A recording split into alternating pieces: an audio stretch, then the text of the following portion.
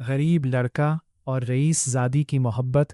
ایک سرسبز گاؤں میں احمد نام کا ایک غریب مگر نہایت محنتی اور بااخلاق نوجوان رہتا تھا۔ اس کا باپ کئی سال پہلے وفات پا چکا تھا اور وہ اپنی بوڑھی ماں کے ساتھ ایک چھوٹے سے کچے گھر میں زندگی گزارتا تھا۔ احمد دن بھر کھیتوں میں مزدوری کرتا اور شام کو اپنی ماں کے لیے 2 وقت کی روٹی کا انتظام کرتا۔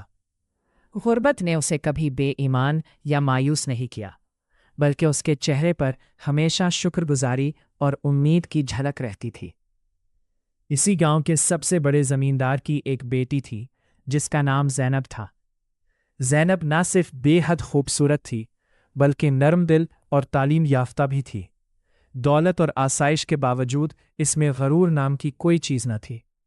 وہ اکثر گاؤں کے غریب بچوں کی مدد کرتی اور ضرورت مندوں کے لیے کھانا بھیجتی تھی۔ ایک دن زینب اپنے والد کے باغ کا معائنہ کرنے گئی۔ اچانک اس کا پاؤں پھسل گیا اور وہ گرنے ہی والی تھی کہ قریب سے گزرنے والے احمد نے فوراً آگے بڑھ کر اسے سہارا دے دیا۔ زینب نے شکریہ ادا کیا جبکہ احمد نے ادب سے سر جھکا کر کہا، یہ تو میرا فرض تھا۔ یہ مختصر سی ملاقات دونوں کے دلوں میں ایک خاموش احساس چھوڑ گئی۔ وقت گزرتا گیا اور مختلف مواقع پر ان کی ملاقاتیں ہونے لگیں، کبھی راستے میں، کبھی باغ میں اور کبھی گاؤں کی کسی تقریب میں۔ ہر ملاقات کے ساتھ دونوں ایک دوسرے کی سادگی، اخلاق اور کردار سے متاثر ہوتے گئے۔ کچھ ہی عرصے میں دونوں کو احساس ہو گیا کہ وہ ایک دوسرے سے محبت کرنے لگے ہیں، لیکن دونوں جانتے تھے کہ ان کے درمیان دولت اور حیثیت کی ایک بہت بڑی دیوار کھڑی ہے۔ احمد نے کئی بار سوچا کہ وہ زینب سے دور ہو جائے، مگر دل کی آواز اسے ایسا کرنے نہ دیتی۔ آخرکار زینب نے ہمت کر کے اپنے والد کو احمد کے بارے میں بتایا۔ زمیندار یہ سن کر سخت غصے میں آ گیا۔ اس نے کہا، ایک غریب مزدور کبھی میری بیٹی کا شریک حیات نہیں بن سکتا۔ دولت اور عزت برابر والوں میں اچھی لگتی ہے۔ احمد کو جب یہ بات معلوم ہوئی تو اس نے زینب سے کہا، میں تمہیں مشکل میں نہیں ڈال سکتا۔ اگر ہماری قسمت میں جدائی لکھی ہے تو میں اسے بھی قبول کر لوں گا۔ مگر زینب نے جواب دیا، محبت دولت سے نہیں، کردار سے ہوتی ہے۔ میں تمہارا انتظار کروں گی، چاہے کتنا ہی وقت کیوں نہ لگ جائے۔ یہ الفاظ احمد کے لیے نئی امید بن گئے۔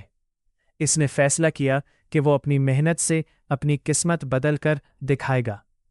وہ شہر چلا گیا، دن رات محنت کی، مختلف ہنر سیکھے اور چند سالوں میں ایک کامیاب کاروباری بن گیا۔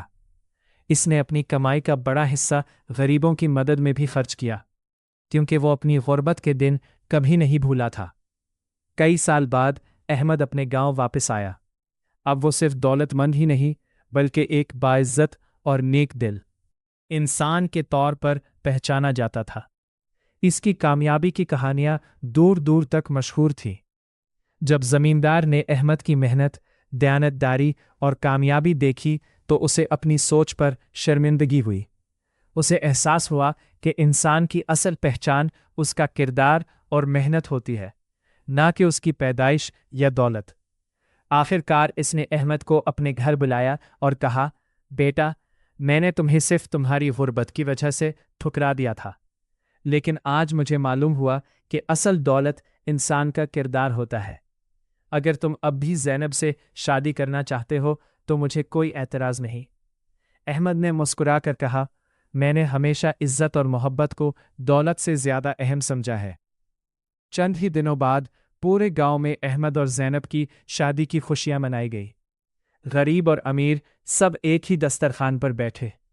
زمیندار نے بھی اعلان کیا کہ آئندہ وہ گاؤں کے غریب بچوں کی تعلیم اور ضرورت مند خاندانوں کی مدد کرے گا۔ احمد اور زینب نے اپنی نئی زندگی محبت، عزت اور سے خدمت خلق کے ساتھ شروع کی۔